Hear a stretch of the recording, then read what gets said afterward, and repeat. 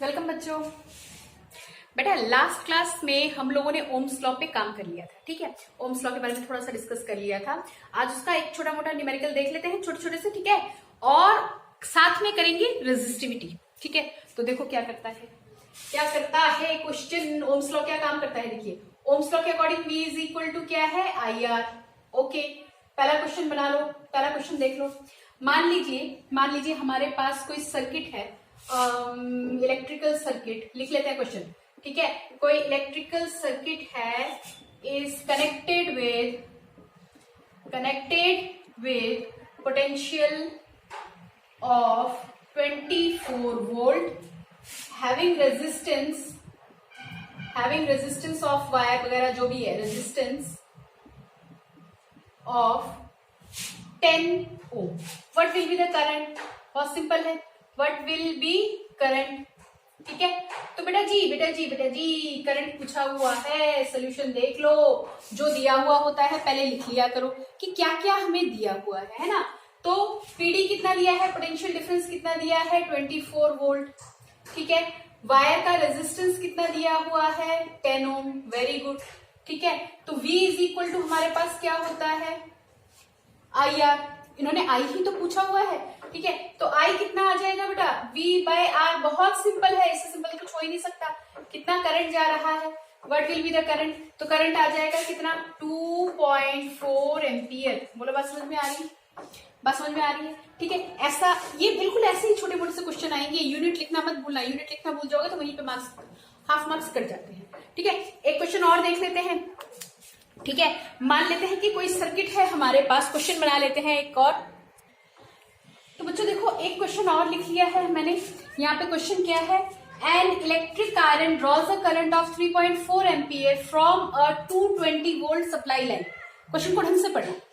An electric current draws a current of 3.4 ampere. कितना current मिल रहा है 3.4 एम्पियर का, कितनी सप्लाई से, 220 की सप्लाई से। बताइए कि electric iron what will be the electric iron draw. क्या ड्रॉ करेगा भैया, करंट ड्रॉ करेगा, लिख लो वहां पे। What will be electric iron draw when connected to 110 volt supply line, ठीक है बेटा। तो देखो पहले तो एक चीज समझ लो कि हमें क्या दिया हुआ है, एक इलेक्ट्रिक आयरन है, प्रेस है ना, इसको कनेक्ट किया हुआ है कितने की सप्लाई से, V कितना है, 220 वोल्ट। कितना करंट फाइंड आउट कर रहा है, कितना करंट मिल रहा है इलेक्ट्रिक प्रेस को, कितना मिल रहा है, 3.4 एम्पियर का करंट मिल रहा है, ठीक है। तो पहले तो ये पता लगा लो भैया कि रेजिस्टेंस कितना होगा। जो तुमने इलेक्ट्रिक आयरन जो लिया हुआ है ना, उसका रेजिस्टेंस कितना होगा, पहले तो वो पता लगा लो, ठीक है। एक बार रेजिस्टेंस पता चल जाए, फिर क्या करेंगे, उसको 110 वाले पे सप्लाई भी देखेंगे। फिर से समझे, इसको समझे, क्वेश्चन को समझे। मान लो कि कोई इलेक्ट्रिक आयरन है, ठीक है। हाँ, इलेक्ट्रिक आयरन को कनेक्ट कर दिया 220 वोल्ट सप्लाई से। ये कोई इलेक्ट्रिक आयरन हमने ले लिया, मान लीजिए, डायग्राम बना के समझाएं या वैसे ही समझा देते हैं, देखिए, ठीक है। 220 सप्लाई पे करंट कितना मिल रहा है, 3.4 एम्पियर का, ठीक है। तो 110 पे कितना करंट मिलेगा, 110 वोल्ट पर कितना करंट मिलेगा, ये निकालना है बेटा जी, ये निकालना है। क्वेश्चन समझ में आया? क्वेश्चन समझ में आया तो सोल्यूशन करो। चलो फटाफट, पहले तो क्या निकाल लो, R फाइंड आउट कर लो, है ना। क्या फाइंड आउट कर लो, R फाइंड आउट कर लो। या फिर एक काम करो कि बहुत सिंपल करने के लिए बेटा इसको ना ऐसे भी कर सकते हैं। देखो, या तो R नहीं निकालना चाहते, मत निकालो R, ठीक है। क्योंकि वही इलेक्ट्रिक आयरन है जिसको हमने पहले 220 पे जोड़ा था, अब किस पे जोड़ दिया, 110 पे। तो रेजिस्टेंस क्या रहने वाला है, सेम रहने वाला है। एक तरीका तो ये है, पहले रेजिस्टेंस निकाल लो, ठीक है, फिर उस रेजिस्टेंस का यूज यहाँ पे करके I निकाल लो। या दूसरा तरीका ये है बेटा जी, V इज इक्वल टू क्या होता है, IR होता है कि नहीं होता है। तो जब मैं V1 बोलूंगी तो मेरे पास हो जाना चाहिए भैया I1R, क्योंकि हमारा जो आयरन है वो चेंज नहीं हुआ, तो रेजिस्टेंस तो सेम रहेगा उसका।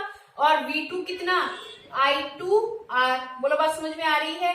V1/V2 कर दो, I1R I2R, है ना। कल मैंने बताया था R किस बात पे डिपेंड नहीं करता, V और I पे डिपेंड नहीं करता, R मटेरियल पे डिपेंड करता। मटेरियल क्या रह रहा है, सेम, R क्या रहेगा, सेम, है ना।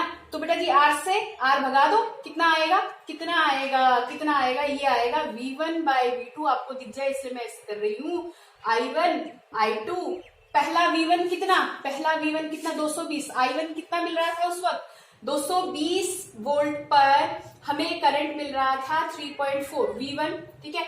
V2 दूसरा कितने पे पूछा हुआ है 110 पे, करंट कितना I2। बोलो बात समझ में आ रही है, क्रॉस मल्टीप्लाई कर दो, क्रॉस मल्टीप्लाई करेंगे तो भाई साहब कितना आ जाएगा I2 is equal to 3.4 into 110 upon 220 गया, 2 पे 2 से गया कितना आया 1.7। बोलो बात समझ में आती है, इतनी बात समझ में आती है बेटा, ठीक है। इतना क्लियर होता है। एक तरीका ये है और बढ़िया तरीका है, नहीं समझ में आ रहा तो एक काम करो V1 I1 का यूज करके क्या निकाल लो, R निकाल लो, ठीक है। क्या निकालेंगे, R निकाल लीजिए, R यानी रेजिस्टेंस निकाल के उस रेजिस्टेंस का यूज यहाँ पे करवा दो, V is equal to IR रख के, वहां से भी आपका क्या निकल जाएगा I। लेकिन बात वही सेम है बेटा, क्योंकि R किस बात पे डिपेंड नहीं करता, VI पे डिपेंड नहीं करता, क्या होता है प्रॉपर्टी होती है किस चीज की, मटेरियल की। तो आयरन रॉड जो आपका है या इलेक्ट्रिक आयरन जो भी आपके पास है वो तो सेम है। बात समझ में आई। चलो अब टॉपिक करते हैं रेजिस्टिविटी। क्या करेंगे, रेजिस्टिविटी की देखेंगे, रेजिस्टिविटी के बारे में थोड़ी सी बातें कर लेते हैं। ओके देखो मिटा दूंगा इसको, है ना। तो मेरे बच्चों देखिए अब रेजिस्टिविटी पे बात करते हैं। रेजिस्टिविटी क्या चीज है, रेजिस्टिविटी को थोड़ा सा देखो, हमने कल किया था रेजिस्टेंस किस बात पे डिपेंड करेगा, एल पे, रेजिस्टेंस इनवर्सली होगा एरिया ऑफ क्रॉस सेक्शन की, इतनी बात हमने कर ली थी। तब मैंने कहा था कि यहां से एक अच्छा सा टर्म हमारे पास आने वाला है RL अपॉन ए, है ना। प्रोपोर्शनलिटी हटेगा, क्या दे जाएगा रो, रो RHO, है ना। P जैसा दिखता है दिखने में, है ना, बस P नहीं है, थोड़ा सा घुमा लेना, L upon A. And this rho is resistivity. This rho is known as resistivity of material. ठीक है। अब ये रो मुझे डिफाइन करना है। अब देखिए इसको यहाँ पे नोट डाउन कर लो, मुझे रो को डिफाइन करवाना है, ठीक है। मान लो इस इक्वेशन में लेंथ ऑफ द वायर, जो तुमने वायर लिया है वो 1 मीटर है, 1 मीटर की लंबाई वाला है, और एरिया ऑफ क्रॉस सेक्शन कितना है 1 मीटर स्क्वायर, ठीक है। अगर लेंथ को 1 रख दिया जाए, इसको 1 मीटर स्क्वायर रख दिया जाए, तो बच्चों R किसके इक्वल हो जाएगा, रो के इक्वल हो जाएगा, है ना। यानी हम कैसे डिफाइन कर सकते हैं कि रेजिस्टिविटी जो है वो हमारे पास, resistivity of a substance is numerically equal to the resistance of the substance if length of the rod या substance is 1 meter and area of cross section is 1 meter square। समझ में आ रही है बात, समझ में आ रही है बात। यानी कि रेजिस्टेंस जो है हमारे पास किसी सब्सटेंस का वो न्यूमेरिकली इक्वल टू क्या होगा, रेजिस्टिविटी के होगा। कब होगा, which is 1 metre long, which is 1 metre long and area is 1 metre square. यानी वॉल्यूम कितना हो गया, वॉल्यूम कितना हो गया बेटा, वॉल्यूम इसका हो गया 1 मीटर क्यूब। वॉल्यूम कितना 1 मीटर क्यूब सब्सटेंस का, रेजिस्टेंस रेजिस्टिविटी क्या होगा, इक्वल होगा। बोलो बात समझ में आ रही है, बात समझ में आ रही है। लिखे लिखे, अच्छा मैं लिख देती हूं इसको, resistance resistivity, resistivity of a substance, resistivity of a substance is equal to resistance of a substance। हाँ, resistance of substance whose resistance of a substance, resistance of a material whose length कितना है, length is 1 metre, है ना। Unit metre कर लो, unit metre कर लो, यहाँ पे unit metre लिख लो भैया, यूनिट मीटर लिख लो, कोई फर्क नहीं पड़ रहा। Unit metre and area of cross section, area of cross section is unit metre square. ठीक है, ठीक है, ओके। अभी और क्लियर करते हैं, अभी और क्लियर करते हैं इसको, ठीक है। आप देखिए पहले जरा इतना समझ में आता है, इतना समझ में आता है, अभी और क्लियर करते हैं और थोड़ा सा समझा देंगे आपको। एक बार जरा इसकी यूनिट निकाल लेते हैं, यूनिट निकाल लें, यूनिट निकाल लें। यहां से फर्स्ट इक्वेशन से जरा यूनिट निकालने की कोशिश करो। रो इज इक्वल टू, अगर मैं निकालूं R A अपॉन L हो जाएगा, होगा कि नहीं होगा। रेजिस्टेंस कितना किसमें मेजर किया जाता है, ओम में, ओके, एरिया किसमें, मीटर स्क्वायर में, लेंथ किसमें, मीटर में, मीटर से मीटर कैंसिल करवा दो, रेजिस्टिविटी की यूनिट क्या आ जाएगी, ओम मीटर। कैसे लिखेंगे, कैसे लिखेंगे, ओम मीटर। ठीक है बेटा, इतनी बात समझ में आती है, इतनी बात समझ में आती है, इतना क्लियर होता है। थोड़ा सा और डिफाइन करने की कोशिश करते हैं हम इसको। देखो क्या कर सकते हैं बेटा जी, हम लोगों ने ये पढ़ लिया, R इज इक्वल टू रो, है ना, इतना तो हम लोगों ने पढ़ लिया। ओके, सो अब इस चीज को समझते हैं। देखिए कैसे, रो कब होगा, if L is equal to 1 metre. अच्छा, मीटर में ही रो भी, area is equal to 1 metre square, ठीक है ना। देखो, अगर हम ये लिखते हैं कॉपर का रेजिस्टिविटी 1.69 10⁻⁻8 ओम मीटर है।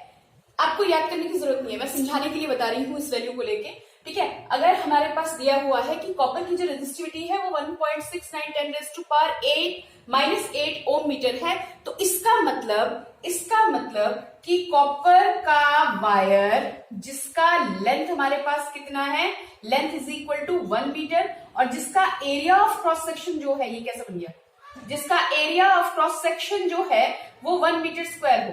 समझे, कॉपर का ऐसा टुकड़ा जिसका लेंथ 1 मीटर है और एरिया 1 मीटर स्क्वायर है, वहां उसका रेजिस्टेंस कितने के बराबर होगा, उसका रेजिस्टेंस होगा 1.69 10⁻⁻8 ओम। बोलो बात समझ में आ रही है, बोलो बात समझ में आ रही है थोड़ी बहुत, ठीक है।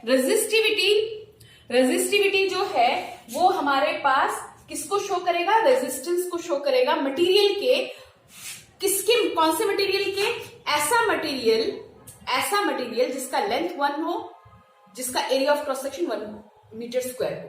बात समझ में आ रही है। एक और एग्जांपल ले लेते हैं। देखो, सिल्वर का होता है 1.60, आसपास ही होते हैं थोड़े से, है ना। ये हमारे पास रेजिस्टिविटी ऑफ सिल्वर जो है वो हमारे पास होता है 1.60 10⁻⁻8 ओम मीटर, इतना होता है। तो इसका मतलब कि सिल्वर का एक टुकड़ा जिसका लेंथ 1 मीटर हो, जिसका area of cross section 1 metre square हो, उसका रेजिस्टेंस भी कितना होगा, 1.60 10⁻⁻8 ओम। समझ रहे हो बात। हमने एक सिल्वर का वायर ले लिया जिसका लेंथ हमारे पास कितना है, 1 मीटर, और एरिया ऑफ क्रॉस सेक्शन कितना है बच्चों, 1 मीटर स्क्वायर। तो इसका रेजिस्टेंस कितना होगा, 1.60 into 10⁻⁻8 ओम, सॉरी। समझे, जितना रेजिस्टिविटी है उतना रेजिस्टेंस होगा अगर उस पीस का लेंथ, उस सब्सटेंस का लेंथ हमारे पास 1 मीटर हो, ठीक है। यानी हम इसको ये भी बोल सकते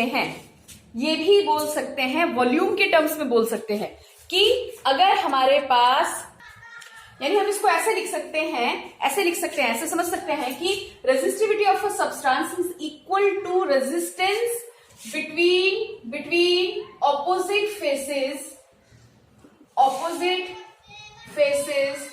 ऑफ सब्सटेंस। सुनो, अभी समझा देती हूं और अच्छे से। Substance of 1 cubic metre,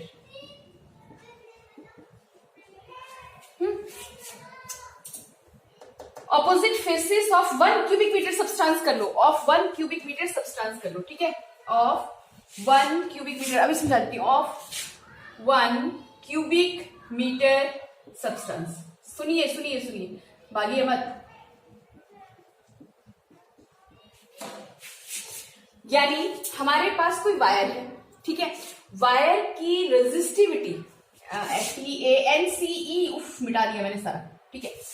resistivity of substance, किसी भी सब्सटेंस की resistivity equal to resistance between opposite faces of 1 cubic metre substance. देखो, 1 क्यूबिक मीटर मतलब यानी वॉल्यूम की बात कर रहे हैं ना हम। 1 क्यूबिक मीटर यानी हम किसकी बात कर रहे हैं, वॉल्यूम की बात कर रहे हैं। वॉल्यूम कितना होता है, area into length into breadth into height. तुम किसमें करते हो, क्यूब या क्यूबॉइड्स वगैरह में करते हो ना। अगर हमारे पास सिलिंड्रिकल सब्सटेंस है, वायर अगर मेरे पास है, ठीक है, उसका क्या लेंगे, एरिया ऑफ क्रॉस सेक्शन, क्या लेंगे, लेंथ लेंगे, क्या देगा, वॉल्यूम देगा। इतनी बात तो हमें समझ में आती है ना, ठीक है।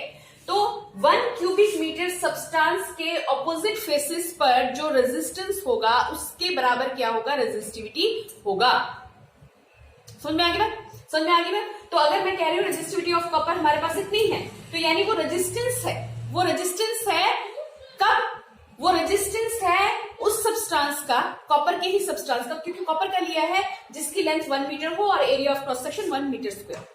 ठीक है, तो बेटा रेजिस्टिविटी जो है बेटा वो ध्यान रखना, एक पॉइंट नोट कर लो, रेजिस्टिविटी जो है वो कैरेक्टरिस्टिक प्रॉपर्टी है। Resistivity is a characteristic property of material, characteristic property of material, यानी ये इसका, ठीक है, यानी हम ये कह सकते हैं बेटा रेजिस्टिविटी जो है वो लेंथ पे डिपेंड, रेजिस्टिविटी लेंथ पे डिपेंड नहीं करती, resistivity area of cross section पे डिपेंड नहीं करती। रेजिस्टिविटी लेंथ और एरिया ऑफ, जैसे रेजिस्टेंस करता था ना, रेजिस्टेंस एरिया और लेंथ पे डिपेंड करता था ना, है कि नहीं? हाँ, ठीक है। रेजिस्टिविटी जो है वो हमारे पास किस बात पे? Does not depend on length and area of cross section of wire.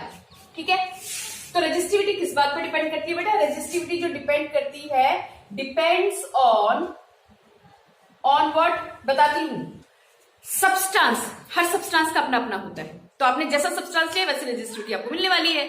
ठीक है, तो जो गुड कंडक्टर्स होते हैं उनका रेजिस्टिविटी कम होता है, गुड कंडक्टर्स की रेजिस्टिविटी कम होती है, एलॉयज की रेजिस्टिविटी ज्यादा होती है। लिख लो, ठीक है। Resistivity depends on substance and temperature also बेटा, सब्सटेंस एंड टेम्परेचर, समझे? किस किस बात पर डिपेंड करती है? सब्सटेंस के नेचर पर डिपेंड करती है, किस तरह का सब्सटेंस है तुम्हारे पास, ठीक है, और टेम्परेचर पर डिपेंड करती है। ठीक है बच्चे, इतनी बात समझ में आ रही है? इतना समझ में आ रहा है बेटा? ठीक है, अगर हम मेटल्स की बात करें, ठीक है, नोट डाउन करते रहना, अगर हम मेटल्स की बात करते हैं तो लो रेजिस्टिविटी होती है, लो रेजिस्टिविटी होती है। ठीक है, एलॉयज की अगर हम बात करते हैं, एलॉयज की रेजिस्टिविटी हाई रेजिस्टिविटी होती है। ठीक है, हाई रेजिस्टिविटी होती है।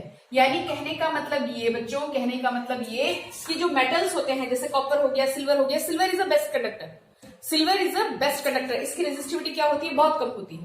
ठीक है, अरे 10⁻⁸ में दिखा तो दिया। ठीक है, कॉपर हो गया, एल्यूमिनियम हो गया, these are the good conductors. ठीक है, these are the good conductors. क्या हो गया? सिल्वर हो गया, कॉपर हो गया, है ना, सिल्वर, कॉपर, और क्या बोला मैंने? एल्यूमिनियम। ठीक है, ये हमारे सारे क्या है? Good conductors. ठीक है, इनकी रेजिस्टिविटी क्या होती है? कम, जबकि एलॉयज की रेजिस्टिविटी क्या होती है? ज्यादा होती है। ठीक है बेटा जी, ठीक है। अच्छा, इसमें एक क्वेश्चन और तैयार हो जाता है, एलॉयज में ना हमारे पास नाइक्रोम होता है, नाइक्रोम। नाइक्रोम क्या होता है? निकल, क्रोमियम, इन सबसे मिलके बना हुआ होता है। तो नाइक्रोम जो होता है ना, इसका यूज होता है जो इलेक्ट्रिक प्रेस, देखा है ना, इलेक्ट्रिक प्रेस भैया, जिससे घर में कपड़े वपड़े प्रेस करते हैं। ठीक है, तो इलेक्ट्रिक प्रेस में ऐसे एलॉयज का यूज किया जाता है। क्यों? क्योंकि इनका टेम्परेचर काफी ज्यादा होने पर भी इनकी रेजिस्टिविटी पे फर्क नहीं पड़ता। अभी समझाते हैं, देखो। तो बेटा जी क्वेश्चन ना ये बन सकता है, क्वेश्चन ये बन सकता है कि वाई हीटिंग एलिमेंट्स, जैसे अभी सर्दियों के टाइम पे देखा होगा घर में रॉड वगैरह देखा होगा ना बेटा, है ना, प्रेस देखा है आप लोगों ने। ये जो हीटिंग एलिमेंट्स जो होते हैं, है ना, जो हीटिंग एलिमेंट्स होते हैं या हमारे पास हीटिंग कॉइल्स जो होती हैं, वो एलॉयज की क्यों बनी होती है रेदर देन प्योर मेटल? समझो, क्वेश्चन ये बन सकता है आपके पास, ये बन सकता है कि है ये क्वेश्चन। ठीक है, वाई हीटिंग एलिमेंट्स, क्वेश्चन लिख लेते हैं, हीटिंग एलिमेंट्स और heating coil are made up of alloys rather than pure metal, rather than pure metal. ऐसा क्यों होता है, ऐसा क्यों होता है? तो मैं एक आंसर आपको बता देती हूँ, ठीक है। पहली बात तो ये कि जो एलॉयज होती है उनकी रेजिस्टिविटी हाई होती है, यानी इनका रेजिस्टेंस काफी हाई होता है, रेजिस्टेंस काफी हाई होता है। तो बहुत ज्यादा बहुत देर तक इसके अंदर क्या प्रोड्यूस हो सकता है, हीट प्रोड्यूस हो सकता है, ठीक है। रेजिस्टेंस ज्यादा होने की वजह से क्या होगा, हीट ज्यादा प्रोड्यूस होगा, ठीक है, क्योंकि एलॉयज है बेटा। तो लिख लो तुम इसमें, एलॉयज में क्या होता है, इन एलॉयज फर्स्ट पॉइंट में क्या लिखेंगे, हैज हाई रेजिस्टिविटी, ठीक है।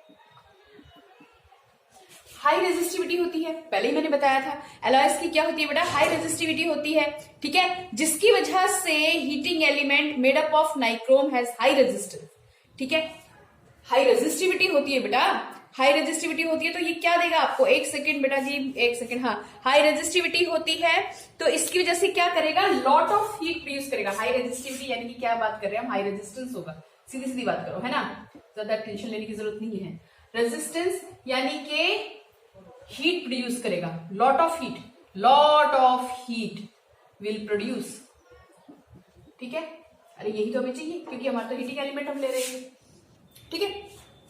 अच्छा, दूसरा क्या, दूसरा ये, एक तो हाई रेजिस्टिविटी आप बोलेंगे ही, दूसरा हमारे पास क्या, it is not easily undergo any kind of oxidation, not undergoes oxidation. अरे ऑक्सीडेशन समझते हो, बिल्कुल समझते हो, ऑक्सीडेशन समझ में आता है ना, ठीक है। यानी कि बहुत देर तक इसमें हीट प्रोड्यूस करने के बाद भी ये जलता नहीं है, बर्न नहीं हो जाता, डज नॉट बर्न इजीली, ठीक है, ठीक है, ऑन हाई हीटिंग, ठीक है, आसानी से ये जलेगा नहीं, तो इस वजह से एलॉयज का यूज किया जाता है। समझ में आ रही है बात बेटा, ठीक है।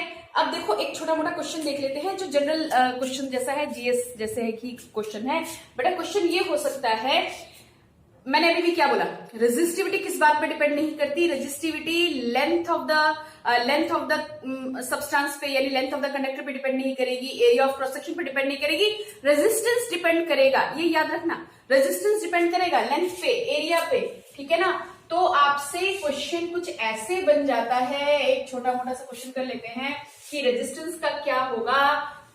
देखो रेजिस्टेंस का क्या होगा, ऐसे क्वेश्चन बहुत पूछे जाते हैं, तो मैं एक छोटा सा ट्रिक बता देती हूँ, ठीक है, एक छोटा सा ट्रिक बता देती हूँ, उसको ध्यान में रख के काम करना, ओके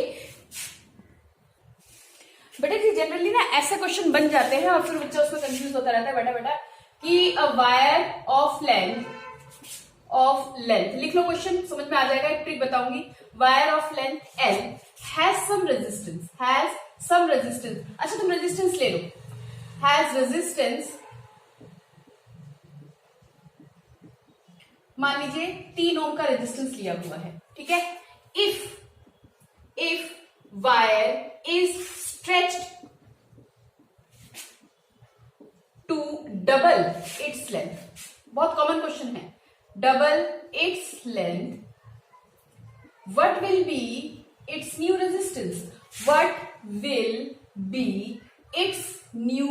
resistance, ठीक है, ऐसा क्वेश्चन हो सकता है, ठीक है।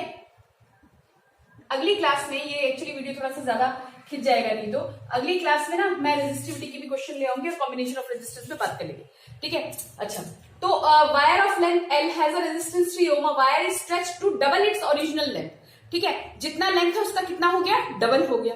तो बेटा रेजिस्टेंस पूछा हुआ है, और रेजिस्टेंस किस बात पे डिपेंड करता है, लेंथ पे डिपेंड करता है। लेंथ बढ़ गया, रेजिस्टेंस क्या हो जाएगा, बढ़ जाएगा, लेकिन एरिया का प्रोपोर्शन समझने में कुछ बच्चों को दिक्कत आती है कि एरिया का क्या होगा। वायर है, वायर को खींचा, अरे तुम लोगों ने बचपन में खेला होगा ना भैया, रबड़ का एक रबड़ ले लो और उसको यूं करके खींचना स्टार्ट करो, क्या होता है, पतला होता है, एक टाइम ऐसा आता है बीच में से टूट जाता है, ऐसे खेला है ना।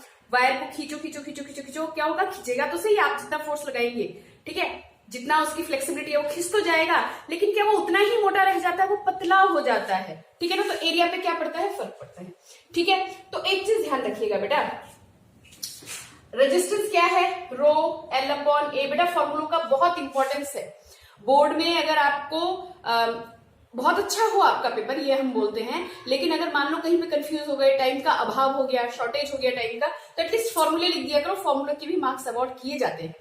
ठीक है, चलिए तो आ गया, फर्स्ट पॉइंट ले लिया हमने कि हमारा ओरिजिनल रेजिस्टेंस इतना होना चाहिए था, R is equal to rho L upon A, और ये R आपको दिया हुआ है कितना, 3 ओम दिया हुआ है। ठीक है, if wire is doubled, if wire is doubled, double होने का मतलब ये कि जो लेंथ है वो लेंथ हमारे पास, नया लेंथ कितना हो गया, 12, हाँ कि ना, 12 हो गया। तो रेजिस्टेंस पे क्या फर्क पड़ेगा, रेजिस्टेंस को हम लिखेंगे तो रो L बाय 2, एरिया का क्या होगा, देखो सुनो, अब अगर यही वायर है मेरे पास, मैं अगर इसको खींचना स्टार्ट करूंगी तो इसके अंदर जितना मटेरियल है वो तो बढ़ने नहीं वाला ना, वो बढ़ने नहीं वाला, उसकी लंबाई खिंच गई पर उसकी मोटाई क्या हो गई, कम हो गई। यानी इस वायर का वॉल्यूम क्या रह जाएगा, सेम। भैया एक जगह से बढ़ रहा है तो एक जगह से कम भी तो हो रहा है ना, लेंथ बढ़ रही है तो एरिया क्या हो रहा है, कम हो रहा है, तो वॉल्यूम क्या रहेगा, सेम। अगर मैं कहती कि ये 5 ग्राम का है, ठीक है, अगर मैं बोलती मान लो 5 ग्राम का है, तो चाहे तुम इसको इतना लंबा खींच लो, खिंच जाए, खींचने दो, ठीक है, क्या वो 5 ग्राम से अचानक से बढ़ जाएगा, नहीं बढ़ेगा, है ना। तो यानी वॉल्यूम क्या रहने वाला है, सेम। तो बेटा जी वॉल्यूम, पहला वॉल्यूम, दूसरा वॉल्यूम, यानी फाइनल वॉल्यूम कर लो, इसको इनिशियल वॉल्यूम कर लो, इसको फाइनल वॉल्यूम कर लो, वेलोसिटी नहीं वॉल्यूम, लिखे पूरा लिखे, हाँ वॉल्यूम लिख लो, VOL कर लो, ठीक है, वॉल्यूम इनिशियल, और यहाँ पे क्या करो, वॉल्यूम फाइनल। ओके, तो volume initial area into length, और वॉल्यूम फाइनल एरिया में फर्क पड़ेगा, और लेंथ कितना, 12। बोलो हाँ कि ना, बोलो हाँ कि ना। तो बेटा जी नया वाला एरिया कितना हो जाएगा, नया वाला एरिया, L से L काटो, नया वाला जो एरिया होगा वो ओरिजिनल का कितना हो जाएगा, हाफ, यानी कि यहाँ पे आप कितना रखोगे, A बाय 2। बोलो बात समझ में आ रही है, अरे लेंथ डबल हो गया, सॉरी, यहाँ पे लेंथ डबल हो गया था बच्चे, मैंने गलती से यहाँ पे ये लिख दिया था। ओके, लेंथ कितना है, डबल, एरिया कितना है, A बाय 2। ओके, तो बस एक ट्रिक ये याद रखना, अगर आप कहीं पे कंफ्यूज हो रहे हो तो वॉल्यूम वाला सेक्शन उठा लो। और वैसे जनरल इसका आइडिया आप कैसे करेंगे, देखिए यहाँ पे जनरली हम करेंगे कि अगर ट्रिक समझिए, अगर लेंथ हमारा ट्रिपल हो जाए, 3L हो जाए, तो एरिया जो होगा, नया वाला जो एरिया होगा वो A बाय 3 हो जाएगा। समझे, ये तो A पार्ट कर लो, ये वाला B कर लो, मैं समझा रही हूँ इसको, ठीक है, बाकी करके तुम इसको अपने आप देख लेना, ठीक है, होगा ही, ठीक है। अगर L, नया वाला L जो है वो आपका 4 टाइम्स ऑफ L हो गया, तो एरिया में क्या फर्क आ जाएगा, एरिया A बाय 4 हो जाएगा। इस तरीके से जितने भी आपको दिए हुए हो लेंथ में चेंजिंग का और रेजिस्टेंस पूछा हुआ हो, वहां पे एरिया ऐसे निकाल लो, भैया जी वैल्यू यहाँ पे प्लेस कर दो, ठीक है, तो नया रेजिस्टेंस आ जाएगा आपके पास। करें इसको, करें। अब देखो ये कितना हो गया, A बाय 2, है ना, ये कितना हो गया, A बाय 2, तो ये उल्टा हो जाएगा, उल्टे हो जाएंगे भाई साहब, यूं डरा। ओके, तो कितना आया, 4 रो L बाय A, ठीक है। तो रो L बाय A ऑलरेडी आपको कितना दिया है, 3, क्योंकि ये वाला रेजिस्टेंस उन्होंने पहले मेंशन किया हुआ है 3, तो इसको यहाँ पे 3 is equal to rho L by A कर दो ना, तो ये रो L बाय A कितना है, 3, तो रेजिस्टेंस कितना हो जाएगा, 4 इंटू 3, रेजिस्टेंस कितना हो जाएगा, नया वाला रेजिस्टेंस 12 ओम हो जाएगा। बात समझ में आ रही है, कुछ बात समझ में आ रही है। लेंथ क्या कर दिया, डबल, तो एरिया क्या हो गया, हाफ, एरिया हाफ हो गया, तो A बाय 2 का उल्टा चला जाएगा, 2 रो L बाय A, तो नया वाला जो रेजिस्टेंस होगा वो 4 इंटू 3 हो जाएगा। 3, 4, 5, 6 कुछ भी दिया हुआ हो आपको, तो यहां से पहले मतलब है ये निकालो, और वहां की वैल्यू तो देख के ही लिखोगे, ठीक है बच्चों, ठीक है बेटा, इतना हो जाएगा। तो मेरे ख्याल से रेजिस्टिविटी का ये वाला पार्ट आपका खत्म हो गया, ठीक है।